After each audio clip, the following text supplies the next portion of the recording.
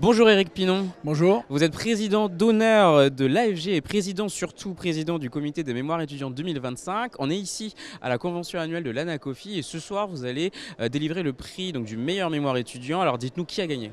Alors, c'est un mémoire qui se tourne vers un sujet très à la mode, j'allais dire, qui est celui des retraites.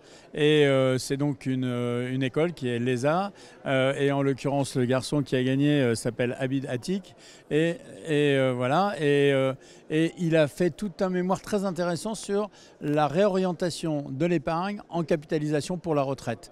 Et je crois que c'est un point très important. Et donc, je suis très heureux d'être le président de ces mémoires pour l'Anacofi 2025. Parce que c'est un problème de réorientation d'épargne, c'est un problème de gestion long terme, c'est un problème de est-ce qu'on peut permettre aux gens de faire enfin des investissements qui vont d'abord rapporter et pas être qu'uniquement protecteurs, qui vont être effectivement sur l'avenir, le financement, les fameux rapports l'État et Draghi dont vous avez dû entendre parler, poussent que l'Europe et que l'épargne européenne, c'est 22 000 milliards. L'épargne européenne, c'est beaucoup d'argent, 6 000 milliards en France. Il faut que tout ça se réoriente et ce mémoire, à mon avis, ira dans le bon sens. Et alors quelle difficulté il pointe justement ce mémoire? Il pointe trois choses. La première, c'est la notion d'illiquidité d'un placement long terme. C'est-à-dire qui fait toujours peur. Qui fait toujours peur. Mais il pointe aussi le fait que si vous faites du placement action, voire obligation, mais sur le long terme, vous avez un rendement qui peut être de 3 à 5 fois supérieur, on va dire, à celui du livret A, pour simplifier. Et le deuxième point qui pointe, c'est est-ce que je place pour vraiment ma retraite ou est-ce que je place pour mes événements de vie avant ma retraite? Et je crois que là, tout ce qu'on a fait depuis quelques années avec ce qu'on appelle le PER, le plan d'épargne retraite dans la loi PAC, doit faire que les gens se réorientent plus sur ça c'est pour cet objectif-là, alors que ça c'est plus pour ma vie courante. C'est-à-dire avoir des enveloppes qui soient vraiment Exactement. bien déterminées en fonction des objectifs. Alors justement l'impact du PER, j'imagine qu'il en parle dans son mémoire. Qu'est-ce qu'il nous dit? Est-ce que ça a eu un impact déjà culturellement sur le fait que les Français peuvent se préparer à capitaliser eux-mêmes pour leur retraite? Alors ça a un impact sur l'orientation et sur les enveloppes, comme vous venez de le dire. Ça n'a pas d'impact tout à fait sur la notion de capitalisation long terme. D'accord. On est encore avec des PER aujourd'hui qui ont été beaucoup de transformations de l'article 83. C'est pour ça que je parlais effectivement Madelin. Culturellement, parce que dans les chiffres, effectivement, c'est beaucoup de transformations. C'est beaucoup de transformations et beaucoup de transformations en produits assez court terme et assez peu sensibles.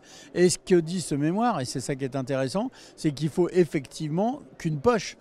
Alors, doit-elle être de 15%, de 20% ou de 30%? Je pense que suivant les âges, c'est un peu différent, mais qu'elle soit plus exposée. Je n'aime pas le mot risqué, je ne l'utilise jamais.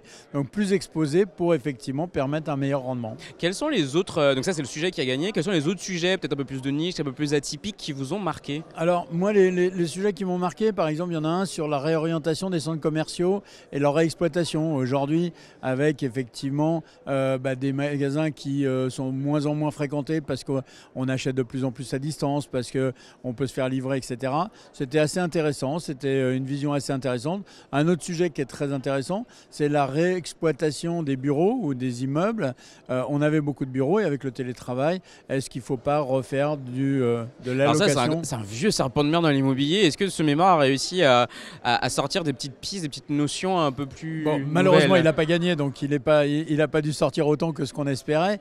Le fait qu'il ait évoqué le sujet est intéressant. Le fait qu'il ait été, comme venez de le dire, effectivement un petit peu classique, fait qu'on ne l'a pas primé. Mais c'était assez intéressant parce qu'on est dans un comportement, alors ça va peut-être changer, les Américains ont l'air de dire que le télétravail est bientôt fini, mais en tous les cas en France, ça peut avoir du sens parce qu'il y a des mètres carrés qui vont se libérer. Pour vous, l'année prochaine, quels sujets vont émerger ou quels sujets vous aimeriez voir davantage traités? Moi je pense que suite au rapport Draghi-L'État dont j'ai parlé juste avant, le fait de se dire qu'il faut que cette épargne, encore une fois de 22 000 milliards, c'est beaucoup d'argent, soit au profit des entreprises, au profit du financement d'une défense par exemple, au profit du financement des petites entreprises européennes sur la tech, plutôt que de croire que tout se fait ailleurs, et arrêter de laisser des gens comme les États-Unis faire des placements intéressants sur des idées européennes ou françaises, parce que nous, on n'a pas la culture de l'investissement long.